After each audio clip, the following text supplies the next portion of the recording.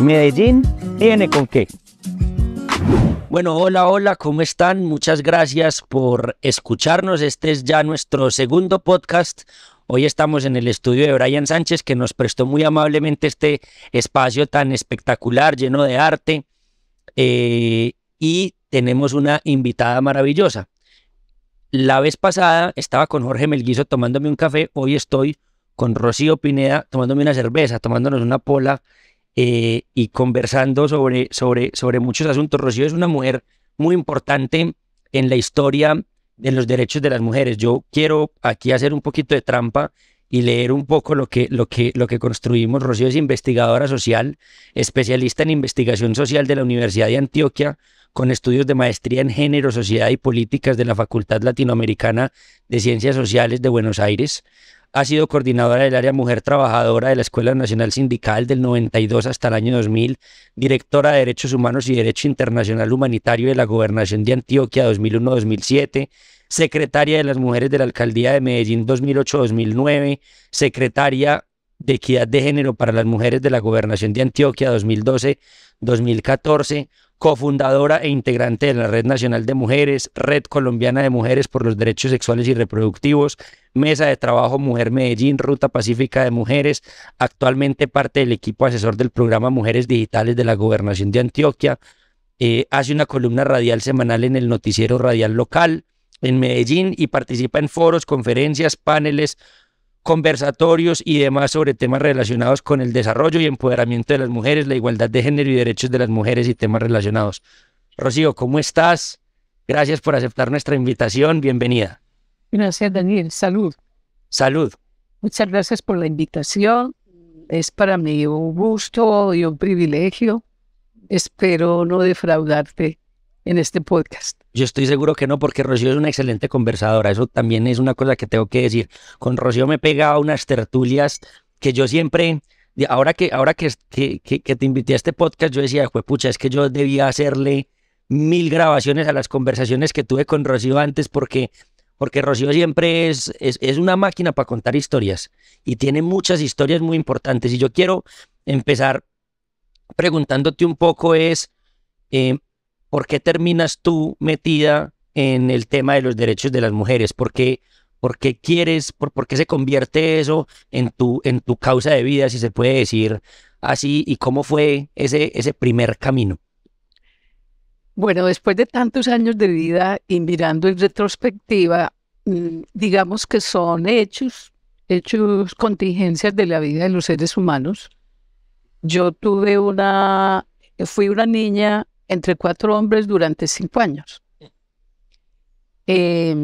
Entonces, yo, por el sitio donde vivíamos y por la lejanía de las familias y demás, pues mis hermanos eran mis compañeros de juego. Entonces, a mí, mi mamá me sacaba del juego para enseñarme oficios domésticos yo muy niña, porque mi mamá murió cuando yo tenía 7 años. O sea que de antes me estaba entrenando. Y yo me rebelaba frente a ese hecho porque pues hoy en día yo lloraba, yo pataleaba, yo no quería, yo me rebelaba. Y creo que era una sensación o una intuición de injusticia. Y así varios hechos, digamos, de esa niñez, en contraste con mis hermanos, fue lo que me llevó era como una intuición, una percepción. Yo veía que ahí habían asuntos que miraba en retrospectiva, como te digo, yo ya entiendo qué fue lo que pasó. Y creo que también hubo otro hecho, y es que mi madre muere estando yo muy niña, y mi papá nosotros vivíamos en Río Grande, que es un corregimiento de Don Matías. Mi papá trabajaba en un campamento, en un proyecto de PM, en la represa de Río Grande.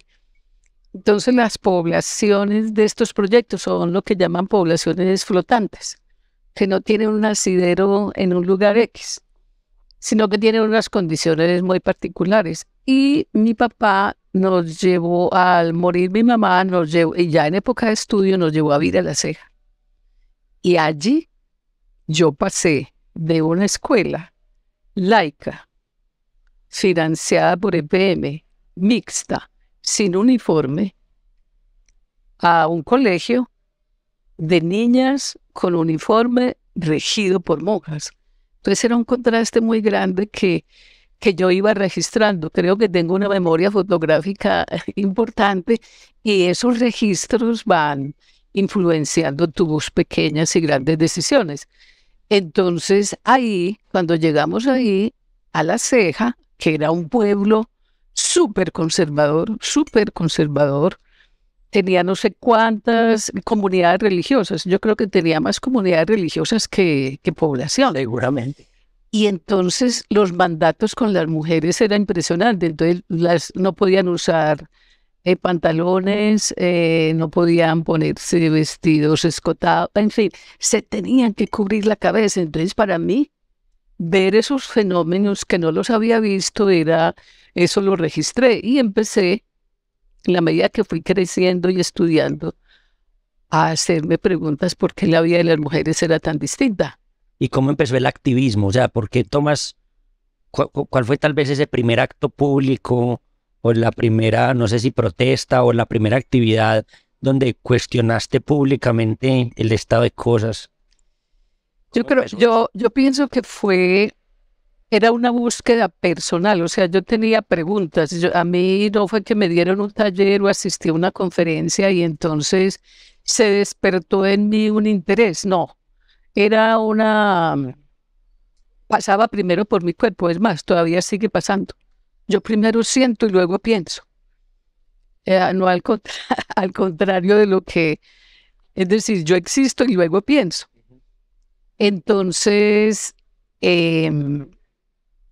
yo soy una adolescente y una mujer joven en todo ese tránsito de los años 60 a los 70, que es cuando se dan todos esos cambios de la cultura, contraculturales. Aparece en el mundo el rock, que era un escándalo para la gente adulta, esa música. Están los derechos de la población negra por los derechos civiles. Está todo el movimiento juvenil del mundo contra la guerra de Vietnam. Está la influencia de la Revolución Cubana, ¿cierto?, que llega a estos países. Está la revolución sexual, está el mayo del 68. Es decir, hay una efervescencia entre finales de los 60 y los 70, una efervescencia de la juventud en el mundo, y a mí me llega todo ese influjo, toda esa influencia. Como decía un poeta, a nosotros todo nos llega tarde hasta la muerte. Nos iba llegando tarde, pero nos llegaba, dada pues, digamos, la precariedad de los medios de comunicación, pero te iba llegando información. Y yo entro a la universidad en esa época, y obviamente en la Universidad de Antioquia, las universidades públicas y también privadas aquí vienen gestando un movimiento estudiantil que fue muy poderoso en los años 70. Y obviamente yo ingreso a ser parte de ese movimiento estudiantil. Y ese movimiento estudiantil está influenciado por muchas, que diría yo, como apuestas libertarias. Nuestra disputa con los mayores, derribar los poderes, el movimiento hippie, la paz, etc. Y ahí nos llega la influencia de los movimientos feministas de Francia, fundamentalmente, y de Estados Unidos. Y para mí, cuando empiezo a escuchar todo esto que pasaba con las mujeres, para mí era como la iluminación. Encontré lo que es como la explicación de lo que nos pasa a las mujeres. Y yo podría situar ahí, digamos, ya esa puerta que se me abre. Empiezo a leer, a devorar textos, los que nos iban llegando de la época, y desde entonces yo tengo una profunda convicción, y me he dedicado. Yo creo que así haya hecho cositas, me he dedicado es como a preguntarme siempre, aún hoy a esta edad, me sigo preguntando qué nos toca, si lo que estamos haciendo en este momento es cómo hacerlo mejor, etcétera, más eficiente, cómo realmente Para mí la pregunta que me sigue moviendo es cómo efectivamente las mujeres sí nos emancipamos de la sociedad patriarcal. Y yo tengo una pregunta ahí, y es como, en ese contexto de las revoluciones, en ese contexto de la vida universitaria, del movimiento hippie, de todas estas cosas, ¿qué papel, o no qué papel, sino qué reacción veías vos en los hombres con los que luchabas por otro tipo de causas cuando vos les hablabas de feminismo y de los derechos de las mujeres, que creo que siempre también... Es que era, digamos, lo que nosotros hacíamos era, es decir, yo no me acuerdo absolutamente de todo, pero yo recuerdo que nosotros salíamos, no sé, 10, 8. Y yo me acuerdo mucho de una pequeña marcha que hacíamos nosotras por el centro de la ciudad, que el centro era minúsculo, y eran 3 consignas: el derecho a la calle, el derecho a la noche y el derecho al aborto. Estoy hablando de los 70. ¿Por qué el derecho a la calle y por qué el derecho al aborto? Pues porque no podíamos estar en la calle de noche. La calle y la noche era de los hombres. Entonces cualquier chica que estuviera hasta tarde era muy mal visto y había un control social absoluto sobre la vida de las mujeres. Entonces éramos tan poquitas que tampoco es que saliéramos a hacer marchas masivas hablando de los derechos de las mujeres. Era también, digamos, unas pequeñas transformaciones y convicciones y apuestas que hacíamos entre nosotras para entender lo que nos pasaba y bueno, lográbamos salir a la calle. El aborto siempre fue un tema que nos unió mucho desde esa época. Y la calle, yo por ejemplo, para quedarme en la calle, que eso sí fue para mí una de mis peleas con mi familia, yo salía de mi casa a clase en la universidad para las 7 de la mañana u 8 y yo no volvía hasta muy tarde. ¿Por qué? Porque si regresaba, no me dejaban salir. Entonces yo prefería quedarme en la calle y me quedaba con el temor de la represalia familiar. Entonces, simplemente, yo no recuerdo las discusiones con los compañeros sobre si teníamos o no derecho a la calle, sobre el derecho al aborto, sobre los derechos de las mujeres. No era tan evidente como hoy en día, que ya hay una narrativa, ya hay un posicionamiento político, pues cierto, ideológico, social sobre la mujer como sujeto de derecho. Eso fue una adquisición que se fue dando en el tiempo. El aborto sigue siendo un tema que para un sector de la población cada vez menor, pero que creo que todavía muy importante, genera resquemor, que hay personas que todavía no conciben que las mujeres puedan tomar una decisión sobre su propio cuerpo, pero en los 70 me imagino que la carga... Eso sí, no, eso no se podía hablar. Es decir, ni siquiera entre las amigas más cercanas esos temas se hablaban. ¿Qué pasaba en los 70 cuando ustedes estaban en la calle diciendo derecho a la calle, derecho a la noche y derecho al aborto? ¿Qué decía la gente que las veía? Yo recuerdo... no, nos decían putas. Increíble. Una de las primeras salidas a nosotros nos daba susto. Yo no quería que vinieran mis hermanos. Bueno, las mismas mujeres nos gritaban putas, pues porque es que la noche era de las prostitutas, la calle también. Y digamos, uno se sometía a eso, pues porque no tenía tampoco como la dimensión de lo que eso significaba, sino la justeza de asuntos tan profundos y tan íntimos y del fuero de las mujeres como era el aborto. Yo he tenido muchos deseos de hacer una investigación, ya se me está acabando el tiempo, porque cuando yo estaba adolescente y joven, en el colombiano que llegaba, el periódico El Colombiano que llegaba a mi casa, yo leía siempre una noticia que era muy frecuente, pero frecuente es diaria, frecuente, dice. Se murió una niña que tomó Folidol. Muchas tomaban Folidol y se suicidaban. Entonces era una noticia roja. Claro. Y no eran los chicos, eran las chicas.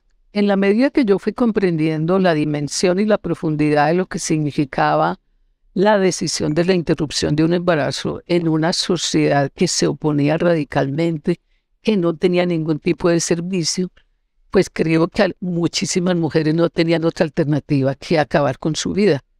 De modo que eso da cuenta de cómo eran las costumbres en nuestro país en aquella época. Y entonces, obviamente, la prohibición de la sexualidad femenina. No era la masculina la que estaba prohibida, era la femenina. Por eso los cambios han sido de las mujeres. O sea, nosotros fuimos las que decidimos tener relaciones sexuales con los novios, sin casarnos, sin tener la formalidad de las uniones matrimoniales. Y hoy en día, ¿cuántos? 50 años después, 40 años después, a las chicas y a los chicos les parece extraño que hubiera esa represión sobre la sexualidad humana. Pero así era. Total. Rocío, y ya, digamos, saltando unas décadas más a principios de los 2000, a mediados, digamos, de la primera década de los 2000, cuando se crea la Secretaría de las Mujeres, por ejemplo, en Medellín, ¿cómo fue esa discusión? ¿Se puso sobre cuáles eran los argumentos en contra de crear una secretaría? ¿Cuáles eran los argumentos que más pesaron sobre la mesa para decir esto se necesita? ¿Cómo fue la voluntad política de ese entonces? Yo siempre he dicho que todo lo que hemos ganado las mujeres de todas las clases, es decir, todos los beneficios sociales que hemos ganado para las mujeres, siempre han sido pensados y de largo aliento. Nunca hemos tenido estrategias donde logremos en 2 o 3 años un reconocimiento. Entonces, digamos que esos pequeños grupos o esas individualidades feministas que fueron surgiendo en el mundo, en lo que se llama la segunda ola del feminismo, fue conformando un movimiento en el mundo muy importante, el movimiento feminista del mundo. Y digamos, esos movimientos feministas presionaron también a las Naciones Unidas. De ahí que Naciones Unidas en el 75 celebra el Año Internacional de la Mujer. Entonces, por primera vez los estados reconocen que hay un fenómeno de discriminación que se expresa en todos los espacios de la vida ciudadana y sale, entonces, empieza esa unión de los países a crear mecanismos, a sacar resoluciones, normas, etcétera, etcétera, en un diálogo no exento de contradicciones y tensiones con los movimientos feministas del mundo y los movimientos de mujeres. Entonces, Naciones Unidas, después de ese año 75, que fue el Año Internacional de la Mujer, que fue en México, se empieza a hacer conferencias mundiales sobre las mujeres. La última conferencia mundial fue la cuarta, que fue en Beijing en el 95. Y en esa cuarta conferencia mundial, los estados se comprometen a crear lo que se denomina la institucionalidad de género y políticas de transversalidad de la equidad de género. Y entonces empiezan los estados y los movimientos en cada país a presionar los estados, las feministas, de que creen institucionalidad que está inserta en toda la jerarquía de gobierno. Y en eso las mujeres de Medellín y de este país en todas partes empezamos a presionar para que hubiera una institucionalidad perdón, en la alcaldía. Y en el 92, si no estoy mal, por ahí, 92, 93, en el gobierno de Juan Gómez Martínez, que hubo una alianza de ese gobierno con lo que era la Alianza Democrática M19 en esas elecciones. Y ahí se creó una primera oficina y se creó lo que se llamó la Casa de la Mujer. Fue como la primera institucionalidad que hubo. Y 92. En el 92. Y nosotras seguíamos presionando por una institucionalidad fuerte. Yo incluso era de la era de la idea de un instituto de la mujer, digamos, a similitud del Instituto de la Mujer en España, que el gobierno socialista no había creado un ministerio, sino que había creado el Instituto de la Mujer, y me parecía que un organismo público descentralizado era más poderoso para las políticas de equidad. Hasta que cada nuevas elecciones, ese era un tema que discutíamos con los candidatos a la alcaldía, hasta que llegó un candidato de nuestras entrañas, si se puede llamar, y su esposa, que es feminista, pues fue una aliada también y una impulsora de la creación de la Secretaría de las Mujeres, finalmente. Pero ya en la gobernación de Antioquia, en el año 2000, se había creado la primera Secretaría de las Mujeres a nivel territorial y muchos alcaldes fueron, es decir, les llegó tan hondo el cambio o esa propuesta que muchos decidieron acabar con los reinados y transformarlos en concursos de las jóvenes por sus talentos. Una transformación cultural, por así decirlo. Sí, claro. Yo quiero que hablemos del presente ahora y particularmente de Medellín. Mucho se habla de la feminización de la pobreza. Medellín, como vamos hace poco, hace unas semanas, un mes tal vez, presentó su último informe de calidad de vida donde decía que el 24% de los hogares de nuestra ciudad reportaban hambre, que no podían tener las 3 comidas diarias. Y que cuando uno le hacía zoom a la cifra, uno se daba cuenta que aquellos hogares liderados por mujeres, con mujeres cabeza de hogar y con niños menores de 6 años, eran los hogares con mayor vulnerabilidad en términos de hambre. Y lo mismo pasa con el desempleo. Entonces uno dice, bueno, Medellín ya tiene una cifra casi de un dígito de desempleo y el turismo ha generado, pues digamos que muchas más personas se empleen, pero cuando uno le pone zoom, uno se da cuenta que son los jóvenes y las mujeres quienes mayores dificultades presentan a la hora de conseguir un empleo. ¿Qué tiene que pasar en el corto, mediano, largo plazo desde la institucionalidad pública para que la equidad de las mujeres, para que todo esto sea una realidad, para que dejemos de seguir reportando simplemente cifras y ya donde digamos muy grave la situación de las mujeres? ¿Pero qué tiene que pasar? Mira, Medellín tiene, a mi modo de ver, un problema muy grave sobre sobre cómo esta sociedad mira a las mujeres, cómo las concibe finalmente. El mal llamado turismo sexual, que viene de hace un buen tiempo, y los clústeres de la ciudad y el desarrollo de la ciudad y el turismo de la ciudad y toda esta narrativa que se ha ido instalando sobre la ciudad, tiene un problema mayúsculo de base y es el cómo son vistas y tratadas las mujeres en ese fenómeno. Entonces, uno de los retos es cómo erradicar esa raíz que sembró la mafia, porque es que yo pienso que en los años 70, que venía este movimiento de mujeres colombianas por la emancipación, por los derechos, por la educación, etcétera, la mafia lo interrumpe y estimula esa visión que hemos criticado toda la vida de la mujer como objeto sexual.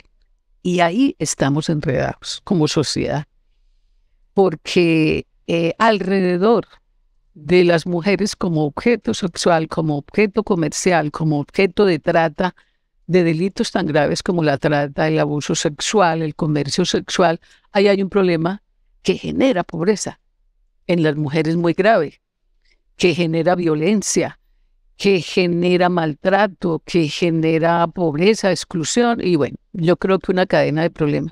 Para mí es uno de los problemas más graves que tiene la ciudad. El segundo problema, a mi modo de ver, tiene que ver con lo que hoy en día llamamos la economía del cuidado, y es la carga de trabajo en el hogar que recae sobre las mujeres, mientras que la sociedad, y una sociedad como esta, no sea capaz de establecer mecanismos para erradicar la división sexual del trabajo, seguiremos repitiendo cifras de pobreza, seguiremos repitiendo cifras de violencia y de exclusión de las mujeres. Ahí hay, a mi modo de ver, un meollo del desarrollo de las mujeres en la ciudad.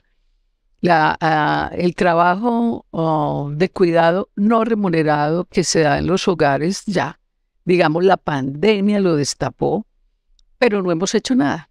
Es decir, se sigue incluso, aunque en este gobierno, este es uno de los, yo creo que el único territorio no capital de la República como Bogotá, que incorporó en su plan de desarrollo el diseño de un programa de economía del cuidado, de un plan local dentro del plan de desarrollo. Sí, realmente hemos avanzado muy poco en ese sentido, pero no podemos dejar perder las bases que se han dado ahí, que así no hayamos avanzado como pensábamos. Pues es muy importante porque en la medida en que las mujeres puedan liberar ese tiempo de trabajo, en la medida en que el distrito ya, estamos hablando de distrito, en la medida que el distrito, las empresas, las cajas de compensación familiar y el sector privado no trabajen de manera conjunta para garantizar que los niños y las niñas, que las personas en situación de discapacidad, las personas ancianas y las personas enfermas sean atendidas por ese sistema, la pobreza de las mujeres seguirá, Daniel. Y seguiremos hablando de feminización de la pobreza, seguiremos hablando de embarazo adolescente, seguiremos hablando de feminicidios, etcétera, etcétera. Creo que ahí das dos puntadas muy importantes frente a las labores del cuidado, que es un asunto estructural que ha hecho, o sea, la carga de todas las labores del cuidado no remunerado ha caído especialmente sobre las mujeres, y ahí, digamos, el sistema distrital del cuidado tiene que ser un proyecto estratégico que de verdad se materialice, que no se quede solamente en un plan de desarrollo como una declaración de buenas intenciones, sino que efectivamente se materialice. Y dos, el tema de la explotación sexual y comercial contra las mujeres, pues que están siendo vistas como mercancía. Y entonces en Medellín, vos lo mencionabas ahorita, hablamos de turismo sexual. Entonces viene gente porque cree que... No, eufemismo además. Sí, exactamente. Pero esos dos temas que me parecen muy importantes, quiero conectarlos con otro, porque estábamos hablando de la feminización de la pobreza, pero también tenemos que hablar de la violencia contra las mujeres, de la violencia física y psicológica. Por ejemplo, llevamos en lo que va de este año cerca de una decena de feminicidios en Medellín. También porque somos una sociedad tan violenta con las mujeres, y qué políticas públicas también, aparte de perseguir, pues, digamos, esta explotación sexual y de construir de verdad un mecanismo, una política pública de economía del cuidado a ese tema de la violencia contra las mujeres. ¿Cómo construimos una sociedad libre de violencia contra las mujeres? Liberarse del yugo patriarcal, o sea, de ese sistema de dominación sobre las mujeres, es una tarea titánica y es una tarea de largo aliento, que implica que una serie de narrativas y de discursos que siguen predominando en la sociedad sean transformados. Yo recuerdo que hace, no sé, en el gobierno anterior, le dieron, la asamblea departamental le da a un cantante de reggaetón una medalla, un reconocimiento, sabiendo las letras que esas canciones decían sobre las mujeres, la manera como esas letras trataban las mujeres. Las niñas, las adolescentes enloquecidas no se dan cuenta, ¿cierto? No se dan cuenta porque van detrás del ídolo, no se dan cuenta de cómo esos mensajes empiezan a funcionar en sus mentalidades. Entonces, yo siempre digo que las políticas públicas, cualquier política para disminuir la pobreza, la violencia, la educación, etcétera, etcétera, tiene que tener un altísimo componente de campañas públicas perceptivas, que cambien esas percepciones que hay en hombres y mujeres sobre las mujeres. que las mamás y los papás, la familia, el entorno familiar, el entorno educativo realmente comprendan que hay que deshacer esos discursos, porque es que esos discursos son los que recrean la realidad. Entonces sí, somos una sociedad muy moderna comparativamente con hace 50 años, pero el discurso es el mismo. La manera de amar, ¿cierto? El discurso amoroso. Mucha de la poesía, de la literatura, de las canciones, lo que hacen es repetir ese dominio sobre las mujeres, la manera como las ven, como nos tratan, y eso lo dejamos, creemos que una campaña de un mes lo cambia, ¿no? Las conductas se cambian a mediano y largo plazo. Bueno, Rocío, quiero terminar con una pregunta, y es la pregunta por los hombres. Hace poco estaba yo en un foro y me preguntaban si los hombres podíamos ser feministas. Yo dije que no. Yo creo que los hombres podemos ser aliados de la lucha feminista. Creo que el feminismo es una causa que le compete particularmente a las mujeres. No sé si respondí de manera equivocada aquí, pues, para que me corrijas, pero pues quienes deben reivindicar esa lucha particularmente y liderarla y protagonizarla, pues sin ningún lugar a dudas, son las mujeres. Pero si le pudieras enviar un mensaje a los hombres que están escuchando este podcast, que nos estamos haciendo todos los días preguntas sobre nuestra masculinidad, sobre este sistema patriarcal en el que hemos crecido, sobre la transformación de nuestros comportamientos, ¿vos qué les dirías y como cuál es nuestro papel y qué espera una mujer que ha luchado durante tantos años por los derechos de las mujeres, qué espera de los hombres? Esa es una pregunta muy importante y también muy difícil. Yo no tengo la fórmula, pero siempre he pensado que el papel de los hombres es ser aliados, apoyar la lucha de las mujeres, ser cómplices de la lucha de las mujeres y a la vez comprender que esa relación de poder en la que estamos sumidos unos y otras es una relación que requiere transformaciones radicales que empiezan en la casa. Es decir, yo sostengo cuando los hombres, cualquiera sea su condición de género o sexual, entren a eso que llamamos el espacio privado, a ocuparse de los asuntos que tienen que ver con la sostenibilidad de la vida, que finalmente es el trabajo de cuidado que se da en las familias. Cuando ellos entren y se corresponsabilicen totalmente de ese trabajo, el mundo cambiará. Mientras tanto, va a ser muy difícil. ¿Por qué? Porque ese trabajo les exige tiempo. Ese trabajo les exige compromiso. Ese trabajo les exige aprender a cuidar, a entender el valor del cuidado para las sociedades, lo rentable que es también para la sociedad. Y pienso que tendrán menos tiempo dedicarlo a cómo se enamoran del poder y del poder de dominación en la sociedad.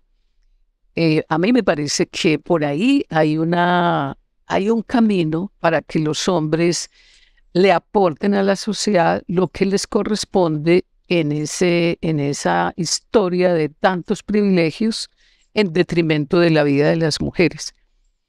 Y se ha visto en la sociedad que cuando un hombre tiene niñas, tiene hijas, la perspectiva muchas veces le cambia. Dicen los hombres, muchos hombres señalan que les cambia la perspectiva, porque ya eso que son con las otras que no son sus hijas, empiezan a verlo de una manera distinta y no quieren que sus hijas vivan lo que ellos muchas veces han hecho con otras mujeres. Total. Entonces, y creo, y voy a retomar las palabras de una feminista colombiana que le preguntó a un parlamentario, si no me equivoco, Daniel Carvalho, nuestro amigo Daniel, esa misma pregunta, y él decía, promocionar y abrir esos espacios a la vocería en las mujeres, no reemplazar esa vocería de las mujeres, sino por el contrario, auparla, estimularla y acompañarla.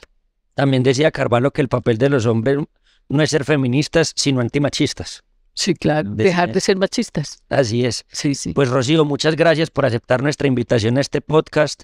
Nosotros estamos convencidos de que Medellín tiene con qué construir una sociedad libre de violencias contra las mujeres, una sociedad cada vez más equitativa. Queremos seguir promoviendo esta conversación. A todas las personas que escuchen este podcast, ayúdenos a replicarlo, a que les llegue a otras personas. Este tema, digamos, de los derechos de las mujeres, el tema del feminismo, siempre suscita grandes preguntas, grandes polémicas. Y sigamos la conversación, comenten este podcast, díganos qué nos faltó por preguntar, qué nos faltó por ir discutiendo, porque la conversación tiene que seguir, la conversación tiene que seguirse dando, el diálogo tiene que fluir. Y bueno, Rocío, yo de verdad estoy muy emocionado de que hayas aceptado esta invitación y con muchas ganas de que la gente empiece a mover bastante este podcast. Muchas gracias, Daniel. Pues quedan muchas preguntas para mí y para toda la gente de cómo algún día se acabará esta lucha feminista, ¿cierto? Cuando la sociedad cambie.